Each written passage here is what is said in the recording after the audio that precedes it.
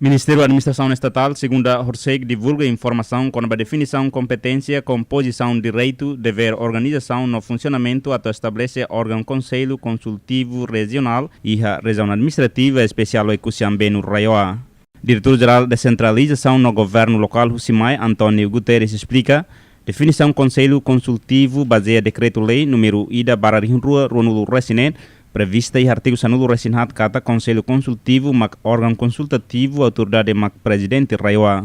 Ona missão baseada diploma ministerial número 5 nulu resinida bararihun rua sanulu resinen prevista em artigo tolo atu promove participação agente social na força ativa local e processo formulação, discussão na execução, instrumento planeamento estratégico autoridade municipal, acompanha no avalia prestação bens no serviço público autoridade regional base cidadão Sira.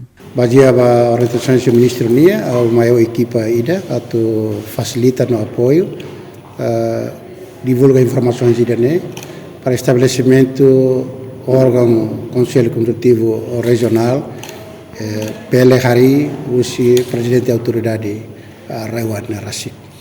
Composto entidades, várias entidades e a circunstância de admissão Raioa ini, bele tama ia Conselho Consultivo Regional para apoio para serviço autoridade. Tam órgão ida bele apoio, coordena, comunica no recomendações buat balu, ali usi encontro Conselho Consultivo Regional de que é tempo badat se hari usi presidente da autoridade no tomada de posse para o funcionamento ba o inebele la anesamos e a raíz selo e a circunstância local território Timor-Leste. Presidente da autoridade Raioa, Régio Salo da Cruz, prefere tem que estabelece Conselho Consultivo Regional baseada a orientação serviço tuir decreto-lei número ida bararihun rua Ronulu Resinen nudar alteração serviço né maka decreto-lei número 1 kunenau estatuto hatur katak kita tem que seria harimos Conselho Consultivo Regional.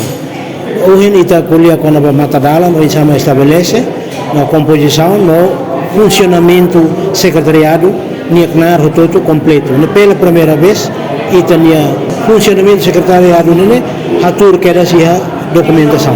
Nebe ita la atuir formato zero tutu mas ita iha ona nebe ohin ita hetan ona abane ita nomeação formal.